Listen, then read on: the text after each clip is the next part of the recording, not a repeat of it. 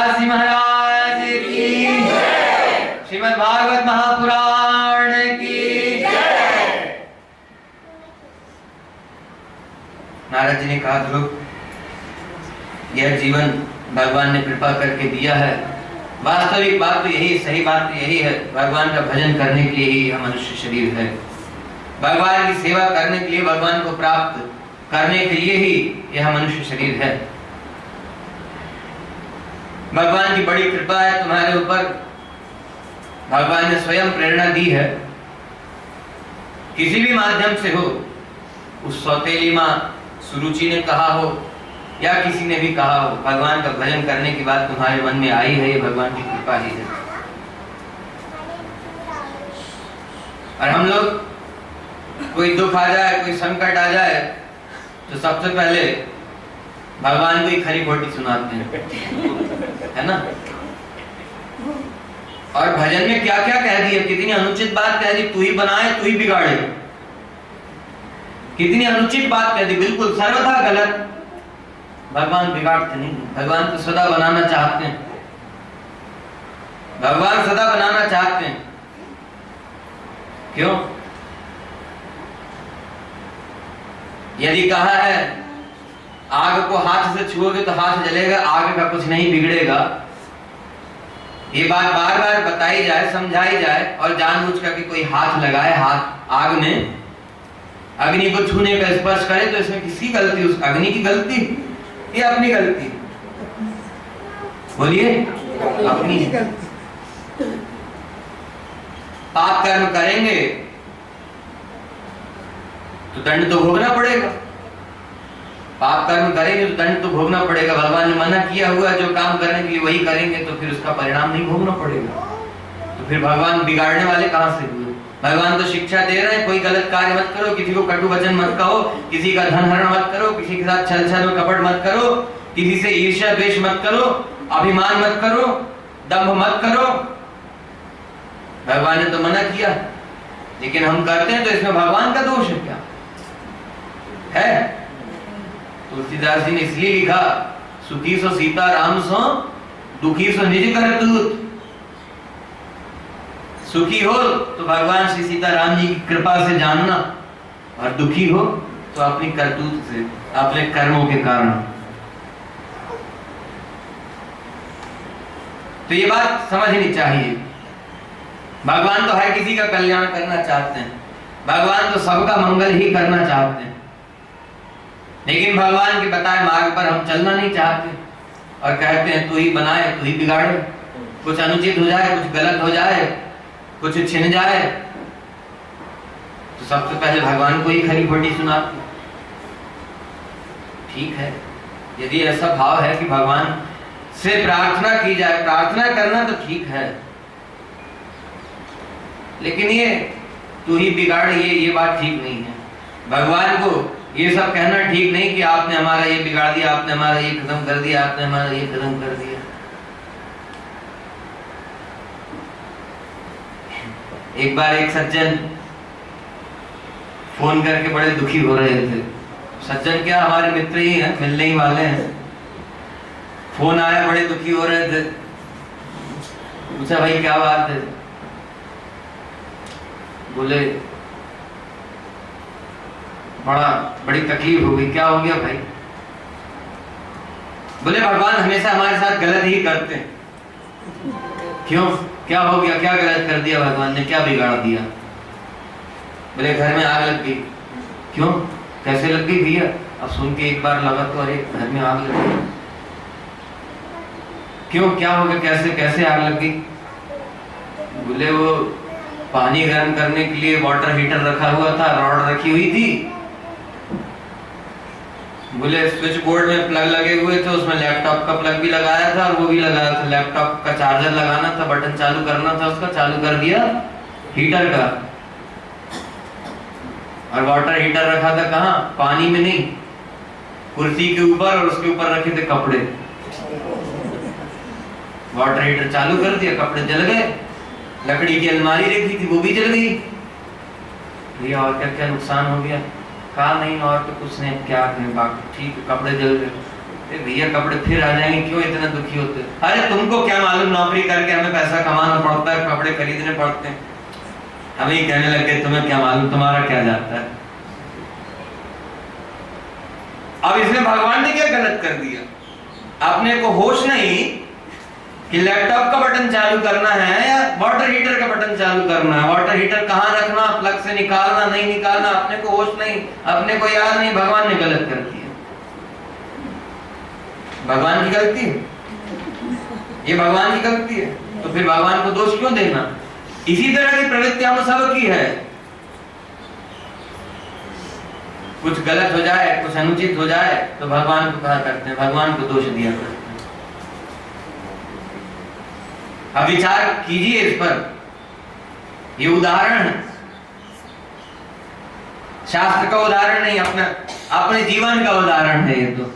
और इस तरह की कई घटनाएं हम अपने स्वयं गलती करते हैं, कई बार जान करके, कई बार अनजाने में, और उसका परिणाम मिलता है तो भगवान को दोष देते हैं। ऐसा करना उचित है, सही है? नारद जी ने कहा, ध्रुव, द्वादशाक्षर मंत्र का उपदेश किया, ओम नमो भगवते वासुदेवाय। कहा इस मंत्र को जपते रहना, जैसा बता रहा हूं वैसे। कहा पहले 3-3 रात्रियों के अंतर से वन में रहोगे तो कंद मूल फल इत्यादि खा करके, जल पी करके 3-3 रात्रियों के अंतर से आहार लेना, मतलब 3 दिन 3 रात के अंतर से आहार लेना, कुछ पाना। और उसके बाद 1 माह तक ऐसा करना। फिर उसके बाद दूसरे माह में 6-6 रात्रियों के अंतर से कंद फल इत्यादि त्याग देना, केवल सूखे घास और पत्तियां खा करके, जल पी करके रहना, और भगवान का भजन अहर्निश करते रहना, सदा करते रहना, 24 घंटे 8 याम हर क्षण प्रतिक्षण भगवान का स्मरण करते रहना। उसके बाद तीसरे माह में 9-9 रात्रियों के अंतर से यह सब कुछ त्याग देना, केवल जल पीना 9 रात्रियों के अंतर से, और भगवान का भजन करते रहना। फिर चौथे माह में जल भी त्याग देना, केवल वायु पी करके 12-12 रात्रियों के अंतर से। ऐसा भगवान का भजन करना। और फिर उसके बाद वायु के ऊपर भी विजय प्राप्त करके, श्वास के ऊपर विजय प्राप्त करके, श्वास को भी जीत करके, फिर अहर्निश भगवान का ध्यान स्मरण और भगवान के इस मंत्र को जपते रहना। देखिए एक बात ध्यान दीजिएगा, ये हम लोगों के लिए नहीं है, ये तो इसलिए है कि भगवान का भजन सेवन चलता रहे, ऐसा हम कर नहीं सकते। लेकिन भगवान कितने सरल सुलभ हैं। नारद जी ने कहा ध्रुव को, लब्ध्वा द्रव्यमयी अर्चाम, द्रव्यमयी भगवान का अर्चा विग्रह घर में स्थापित करो, या कहीं भी रहो, वन में भी रहो, तो भी द्रव्य का, किसी धातु का विग्रह, जिसको मूर्ति कहते हैं, विग्रह शायद सब लोग नहीं समझ रहे होंगे। भगवान का द्रव्य का विग्रह हो, किसी धातु का ना हो, काष्ठ का हो, लकड़ी का वो ना हो, पत्थर का हो वो भी ना हो, तो आकाश में, जल में, लब्ध्वा द्रव्यमयी अर्चाम क्षित्यम वादिश्वार, क्षिति मतलब आकाश में चाहिए, भगवान का अर्चन करो, भगवान की सेवा करो। आकाश में भी, जल में, यदि कहीं उपलब्ध नहीं है, भगवान की कोई अर्चा विग्रह मूर्ति उपलब्ध नहीं है, तो आकाश में मान करके, जल में मान करके भगवान की सेवा करनी चाहिए। भगवान हमारे घर में कैसे विराजे हुए? अर्चा विग्रह स्वरूप में है, मूर्ति स्वरूप में हमारे घर में भगवान है कि नहीं है? अब निराकार ब्रह्म का किस तरह से ध्यान किया जाएगा, ये मालूम ही नहीं। भगवान का क्या आकार है, क्या रूप है, क्या स्वरूप है, ये मालूम ही नहीं, तो क्या ध्यान किया जाएगा? यहाँ तो नारद जी ने उपदेश किया, भगवान का शिव विग्रह कैसा है, सुंदर श्याम वर्ण शरीर है भगवान का। भगवान का ध्यान करने के 2 क्रम हैं, एक आरोह क्रम है, एक अवरोह क्रम है। आरोह मतलब नीचे से ऊपर की ओर, मतलब भगवान के चरणों से लेकर के और भगवान के किरीट मुकुट तक, भगवान के मस्तक तक, ऐसे ध्यान करना। अवरोह क्रम मतलब ऊपर से नीचे की ओर, भगवान के मुख से भगवान के ललाट मुकुट से लेकर के, शीशे से लेकर के चरण तक, ऐसा ध्यान करना। दोनों प्रकार का क्रम बताया। भगवान के सुंदर श्याम वर्ण के चरण हैं, ऊपर का भाग जो है वो श्याम वर्ण का, नीचे का भाग, तलवे वाला भाग जो है कमल का पुष्प जो होता है लाल वर्ण का, रक्त वर्ण का, उसके समान रक्त वर्ण के भगवान के चरण का नीचे का भाग है। भगवान के चरण में उंगलियों में सुंदर नाखून है। भगवान सुंदर पायजे पहने हुए हैं, पायल धारण किए हुए हैं, उसमें सुंदर सुंदर घुंघरू हैं। कमर में भगवान पीतांबर पहने हुए हैं, पीतांबरी धोती पहने हुए, ऊपर से करधनी कसे हुए। उस करधनी के घुंघरू भगवान के श्री अंग पर, भगवान के श्री विग्रह पर चमक रहे हैं। कैसे? जैसे काली घटा छाई हुई है, सावन के समय में, श्रावण मास में जैसे काले मेघ छाए रहते हैं और उसमें हल्की हल्की बिजली चमकती हो, कितना अच्छा लगता है। वैसे भगवान के उदर पर वह करधनी जो भगवान धारण किए उसके घुंघरू चमक रहे हैं। वक्षस्थल में भगवान सुंदर सुंदर श्रृंगार धारण किए हुए हैं।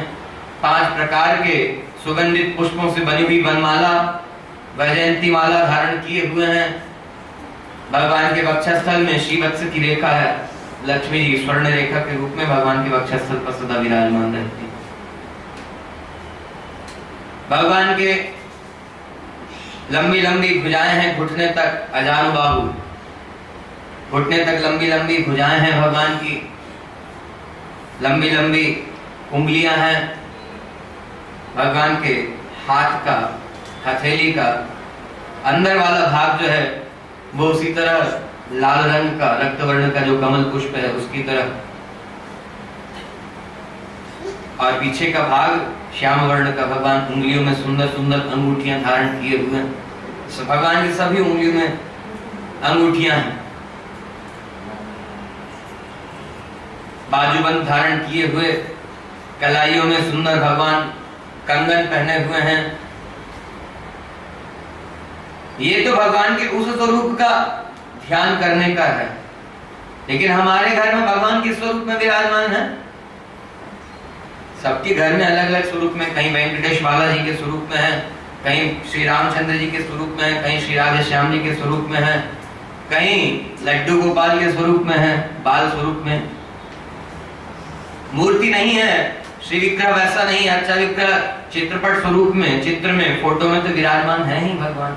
ये सब किस लिए? भगवान ने हमारे लिए इतनी सरलता सुलभता कर दी कि जीव ध्यान तो कर सके, अर्चन पूजन तो कर सके। लेकिन आचार्यों का आदेश है कि इस अर्चा विग्रह स्वरूप में, चित्रपट में, फोटो में भगवान को मूर्ति नहीं समझना, फोटो नहीं समझना साधारण। भगवान के 5 प्रकार के स्वरूप हैं। उन 5 प्रकार के स्वरूप में पर, व्यूह, विभव, अंतर्यामी और अर्चावतार। भगवान अर्चा विग्रह स्वरूप में, अर्चावतार में हमारे घर में विराजमान है। ऐसा भाव रखना, ऐसा भाव रख करके भगवान की सेवा करते हैं तो जैसे ध्रुव को भगवान साक्षात मिले वैसे हमको मिल सकते हैं। ऐसा प्रेम होना चाहिए, ऐसी निष्ठा होनी चाहिए, विश्वास होना चाहिए, तो भगवान अवश्य मिलेंगे। इस बात को समझाने के लिए परमाचार्य जी, हमारे दादा गुरु जी क्या कह गए? इस देह में हरि मिलत है, इस बात को भूलना नहीं। ध्यान दीजिएगा, मन इंद्रियां वश है नहीं, कलिकाल का तिजोर है। नहीं भक्ति ज्ञान विराग है, इस चक्र में पड़ना नहीं। 2 पंथ हैं हरि मिलन के, एक सुकृत दूसरी हरि कृपा। निज कृपाश्रित को सुगम हरि, संशय में करना नहीं। भगवान इस देह से नहीं मिलते, इस शरीर से नहीं मिलते, इन आंखों से, इन नेत्रों से नहीं दिखते, इन चर्म चक्षुओं से भगवान नहीं दिखते, ऐसा विचार नहीं करना। भगवान मिलते हैं, इस देह से, इस शरीर से भगवान मिलते हैं। तर्क वितर्क करने वाले कहते हैं भगवान को किसी ने देखा है, तो अभी तो कहा भगवान अंतर्यामी स्वरूप से हमारे हृदय में विराजमान है, और अर्चा विग्रह स्वरूप में, मूर्ति के रूप में, चित्रपट के रूप में हमारे घर में विराजमान है भगवान। वैसा प्रेम जैसा ध्रुव का था, जैसा गोपियों का था। परसों 5वें दिवस के प्रसंग में गोपियों का प्रसंग आएगा। गोपियों का किस तरह का प्रेम था भगवान के प्रति, और भगवान का प्रेम गोपियों के प्रति किस तरह का था। ये सब बातें क्यों लिखी हुई हैं, क्यों समझाया गया? इसी बात को ग्रहण करने के लिए। नहीं भक्ति ज्ञान विराग है, कलिकाल है, भगवान नहीं मिलेंगे, कलिकाल में नहीं मिलते। ये भी बात कहते हैं ना लोग, ये सब त्रेता द्वापर की बात है, सतयुग की बात है। भगवान उस समय मिला करते थे, कलिकाल में नहीं मिलते। कलिकाल में उसको नहीं मिलेंगे जिसकी ऐसी बुद्धि है, जो ऐसा तर्क वितर्क वाला है, जो ये कहता है कि अरे भगवान नहीं मिल सकते। ऐसों के लिए क्या कहा है?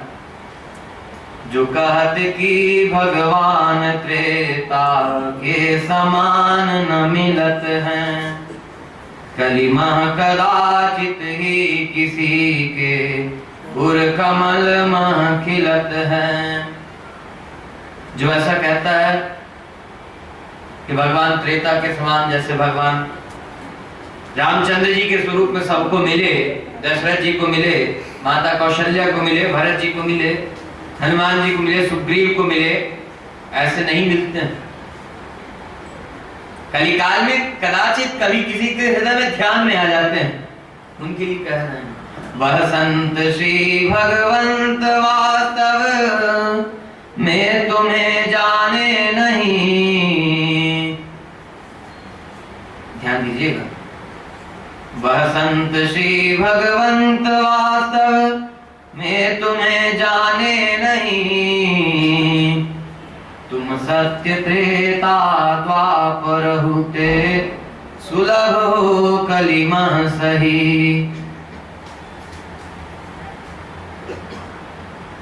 भगवान कलिकाल में त्रेता द्वापर से सुलभ हैं, उससे ज्यादा सरल है।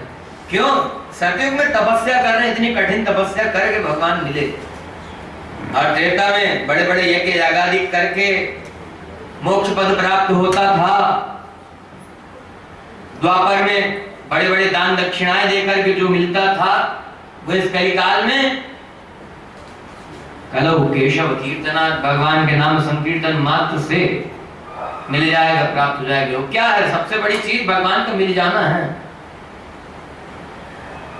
लेकिन हमको विश्वास नहीं ना, इसलिए रचना ही में रमा रचयिता को नहीं देखा, निंदित उसका जन्म नहीं नर तन मह लेखा। नर शरीर है सफल सिर्फ, ध्यान दे रहे हैं, नर शरीर है सफल सिर्फ केवल भगवान के मिलने से ही नर शरीर की, मनुष्य शरीर की सफलता है।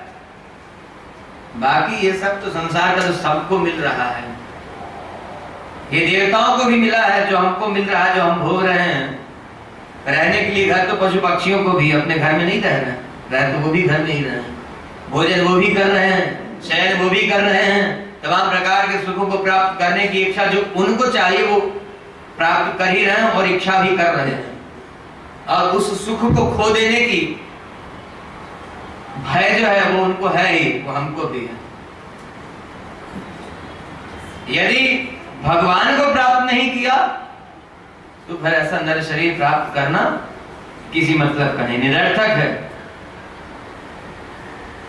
नर शरीर है हरि मिलने ही सफल, सिर्फ हरि मिलने, भगवान के मिलने से ही यह नर शरीर सफल होगा। बाकी और दूसरा कुछ तो सब कुछ तो मिल ही रहा है। क्या करना? नारद जी ने कहा जिस प्रकार से बता रहा हूं इसी तरह से भगवान का भजन करना, और भगवान का भजन करके उसके बदले में कुछ चाहना नहीं। क्यों? भजन करके उसके बदले में कुछ चाहना ये क्या है? कुछ दे करके उसके बदले में कुछ लेना क्या है? ये व्यापार है, बिजनेस है, ये सेवक का स्वरूप नहीं है। और जीव तो सदा भगवान का सेवक ही है, भगवान का दास ही है। ये अपने स्वरूप को भूल जाए ना समझे ये अलग बात है। तो भगवान की सेवा भगवान की प्रसन्नता के लिए करना, इसलिए कहा नर शरीर सफल सिर्फ हरि मिलने ही, नहीं तो कवन प्रयोजन निकला नर देही से। भजन कीर्तन से यद्यपि सफलित मनुज शरीर, तदपि न सफलित तस जिमी आ प्रगट मिले रघुवीर। भजन कीर्तन करने से मनुष्य शरीर सफल है, लेकिन वैसा सफल नहीं जैसे आप प्रकट मिले रघुवीर। भगवान प्रकट होकर के जैसे त्रेता में सबको मिले, जैसे द्वापर में गोप ग्वालों को गोपियों को मिले, वैसे मिले तब इसकी सर्वश्रेष्ठ सफलता, तब ये सर्वश्रेष्ठ कहलाएगा। इसलिए ये बात मन में नहीं लाना। आगे ये तो सतयुग की बात चल रही है, द्वापर का प्रसंग भी इसलिए कहा है, लेकिन द्वापर में इन गोपियों ने जो कुछ प्राप्त किया था, भगवान को जैसा प्राप्त किया, वो कोई दान दक्षिणा दे करके नहीं, वो कोई बड़े बड़े यज्ञ यागादि करके नहीं, बड़ी बड़ी तपश्चर्या करके नहीं। गोपियों ने कैसे प्राप्त किया ये उस दिन बताएंगे, जिस दिन गोपियों का प्रसंग आएगा। यदि सुनने की इच्छा हो तो अवश्य पधारिए। श्रीमन नारायण भगवान की जय। अब गोपियों का प्रसंग ऐसा ही है। गोपियों के चरित्र से यह बात मालूम होती है कि किस तरह की भक्ति, किस तरह की सेवा भावना भगवान के प्रति चाहिए, किस तरह का समर्पण चाहिए भगवान के प्रति।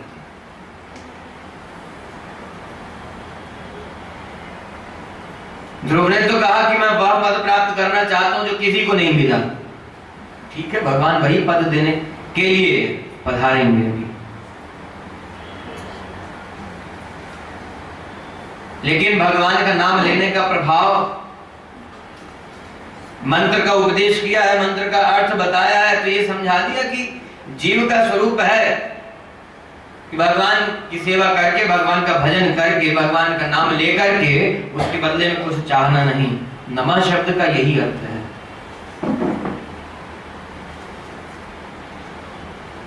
ओम नमो, नमो आया ना, नमन करना। एक बात, नमन करना मतलब सर झुका रहे हैं, भगवान को साष्टांग प्रणाम कर रहे हैं। साष्टांग प्रणाम करने का मतलब है आपकी चरण शरण हो रहे हैं। न माने नहीं, मतलब मैं कुछ भी नहीं हूं, यह सब कुछ आपका, ये जीव आपका है, इस जीव से संबंधित यह शरीर आपका है, आपका दिया हुआ है, और इससे संबंधित जितना जो कुछ भी है, अपने सगे संबंधी, रिश्तेदार, नातेदार, महल मकान, संपत्ति, धन, वैभव, ऐश्वर्य, पद, प्रतिष्ठा, विद्या, ज्ञान, शिक्षा, शक्ति इत्यादि जितना जो कुछ भी है सब आपका ही दिया हुआ है, आपका ही है, मेरा कुछ भी नहीं है, इस दास का कुछ भी नहीं है। ये नमन करने का मतलब है। और हम लोगों की स्थिति क्या है? हमारी तो नहीं है, सबकी स्थिति लेकिन ये है कि जिसके आगे गए उसी के आगे जाकर के बोलते हैं तुम्हें माता च पिता तुम्हें बंधुश्च सखा तुम्हें विद्या द्रविणम तुम्हें सर्वम मम देव देव। अरे ये विचार तो करना चाहिए, यह श्लोक कहाँ किसके लिए कहा गया है? ये भगवान नारायण के लिए कहा गया है। आप ही माता हैं, आप ही पिता हैं, आप ही मित्र हैं, आप ही सखा हैं, आप ही बंधु हैं, आप ही सुहृद हैं, आप ही समस्त विद्याएं हैं, आप ही समस्त ऐश्वर्य हैं, सब कुछ आप ही हैं। त्वमेव सर्वम मम देव देव। तो कितनों से सबसे यही चलेगा क्या? किसको किसको कहेंगे आप पिता? पिता एक ही है, गुरु एक होता, पिता एक होता। शिक्षा प्राप्त कराने वाले गुरु हैं, उनके प्रति आदर सम्मान का भाव चाहिए, होना चाहिए। लेकिन मोक्ष प्राप्ति का मार्ग बताने वाला गुरु एक ही हो सकता है। और यदि अपने गुरु के प्रति एक निष्ठता नहीं है, ध्रुव ने नारद जी को छोड़कर किसी अन्य गुरु की चरण शरण नहीं ली, किसी अन्य गुरु से उपाय नहीं पूछा। यही होता, भगवान तो स्वयं कृपा करके, भगवान जिसका कल्याण करना चाहते हैं, भगवान सबका कल्याण करना चाहते हैं। तो ऐसा गुरु मिला देते हैं जो भगवान की भक्ति किस तरह से करना वो बता देने वाला हो। अब विश्वास ना करे गुरु की बातों में कोई, ये उसकी गलती, ये उसकी बुद्धि है, ये उसका अपना विचार है। लेकिन भगवान कृपा करके, श्रीमद् भागवत महापुराण की रचना भगवान ने कृपा करके करवाई है। वाल्मीकि रामायण भगवान ने कृपा करके बनाया। इन ग्रंथों में भगवत भक्ति का उपदेश भगवान ने इसीलिए किया है। वो चाहे वेद व्यास जी ने लिखा हो, चाहे ऋषि वाल्मीकि ने लिखा हो, चाहे तुलसीदास जी ने लिखा हो, सूरदास जी के पदों में जो मिलता है वो सूरदास जी ने क्यों ना चाहा। सब भगवान कृपा करके हम सब लोगों को उपलब्ध कराना चाहते हैं, प्राप्त करा देना चाहते हैं कि इन सब से शिक्षा ग्रहण करें और ऐसा आचरण बनाएं। शिक्षा लेकर के, ज्ञान प्राप्त करके तदनुकूल आचरण करें। भगवान इसलिए सब करते हैं। तो गुरु भी नारद जी जैसा ही चाहिए। कहा भगवान का भजन करो, कुछ मांगना नहीं। भगवान से कुछ मांगना कि कुछ दे करके, हम आपको फूल चढ़ा रहे हैं, उसके बदले में हमको माला पहनने को मिले, हम आपको 100 रुपया चढ़ा रहे हैं, हमको 100 लाख मिले, 10,000 चढ़ा रहे हैं, 10 लाख आपको समर्पण कर रहे हैं, इतना आपको भेंट कर रहे हैं, इतना आपको दे रहे हैं, तो हमको ये मिल जाए, हमको वो मिल जाए। ये क्या है? भगवान तो हर स्थिति में देने को तैयार हैं, लेकिन ये व्यापार होगा। और भगवान कौन है? परम पिता। पिता से कहीं व्यापार किया जाता है? पिता से कहीं व्यापार किया जाता है? कहिए ना। माता से कहीं व्यापार किया जाता है? गुरु से व्यापार किया जाता है? भगवान तो सब कुछ है। कुछ दे करके उसके बदले में कुछ लेना है। जैसे बाजार में कुछ लेने के लिए जाते हैं, कोई सामग्री लेकर के आते हैं, राशन पानी घर का लेकर के आते हैं, चावल शक्कर आटा दाल लेकर के आते हैं, तो उसके बदले में दाम चुकाना पड़ता है, रुपया देना पड़ता है। देते हैं, दाम चुकाते हैं तो ही मिलता है ना। तो उस दुकानदार को क्या कहते हैं? व्यापारी है। और हम उसके साथ क्या करते हैं? व्यापार। अरे कहिए ना, श्रीमन नारायण भगवान की जय। तो पिताजी कुछ देने के बदले में देते हैं क्या? पिता जो चाहता है बेटा नालायक हो, लायक हो, कुछ भी हो, पिता तो हमेशा अच्छा ही चाहता, हमेशा भला ही करना चाहता, हमेशा मंगल ही करना चाहता, सदा मंगल करना चाहता है पिता। कोई ऐसा पिता है क्या? ध्यान दीजिए, कोई ऐसा पिता है जो अपने बेटे से कहता हो कि इतना 1 लाख रुपए ला के दो, तब